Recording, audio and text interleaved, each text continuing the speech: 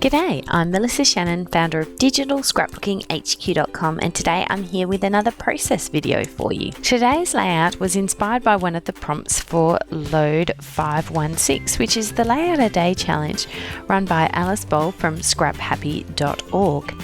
You should head over to digiscraphq.com/scraphappy to find out more about it and join in the next challenge. Today the prompts was all about collections of things we love, whether they're a collection on purpose or by accident. And here's how I created my page. To start this layout, I created a text box and started typing out my journaling.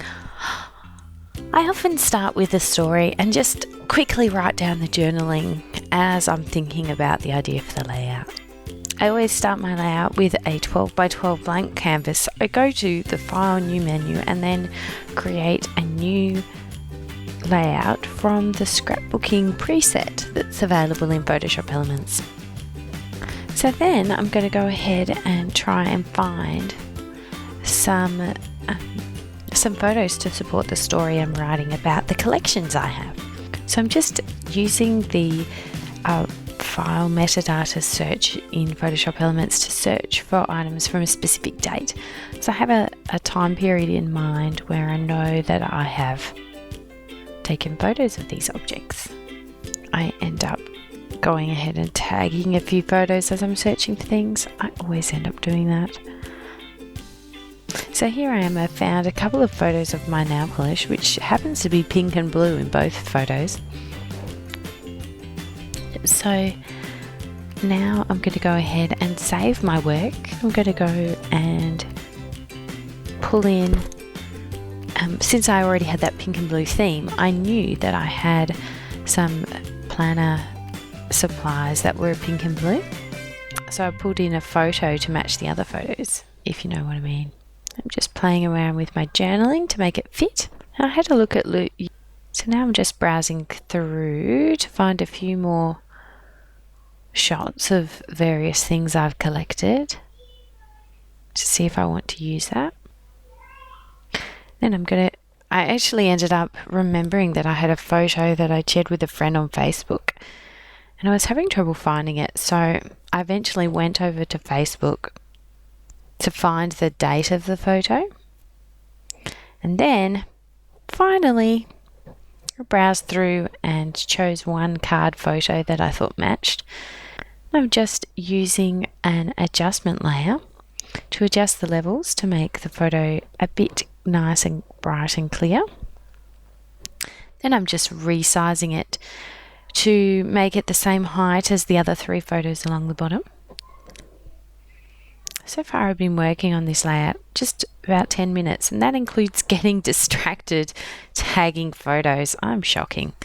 So now I'm going to flip over to my supplies catalogue in Photoshop Elements and have a look for some previews of kits that I've not used yet. Now I'm just browsing through and I found this one, and it was pink and blue, and I was using a lot of pink and blue in the layout so far. So I thought, let's just go with it. So I just drag in all my letters and manually spell out the word. And then I had the idea of, hey, why don't I make it kind of fun looking, not all neatly in a line? So I ended up doing that. I'm just spending some time fiddling around with that. Sometimes when I'm just working with a kit, I just use the Windows Explorer window to grab all the bits and drag it in to Photoshop Elements, and then I'll just pull everything up from the photo bin onto my layout.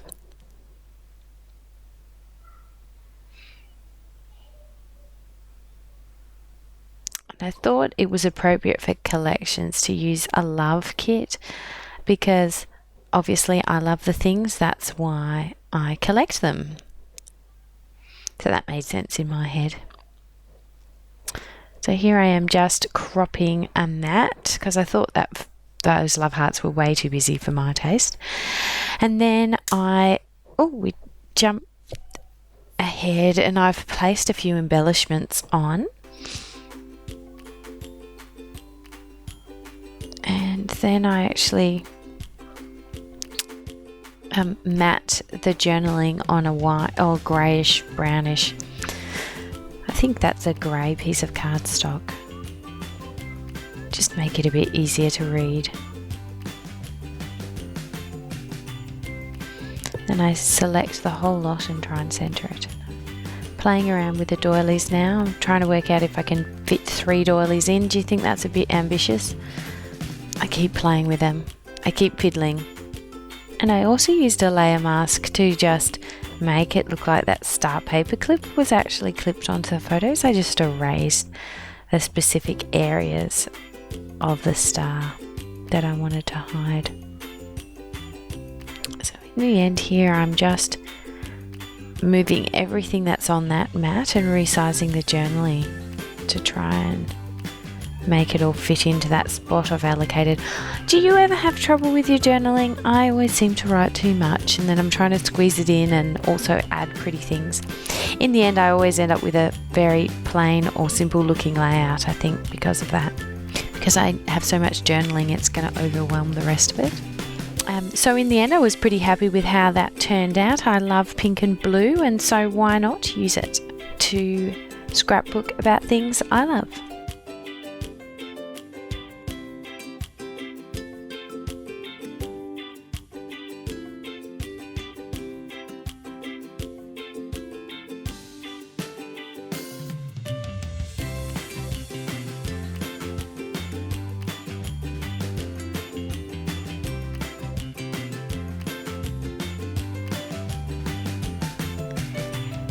To learn more about digital scrapbooking and Photoshop elements, head to digitalscrapbookinghq.com.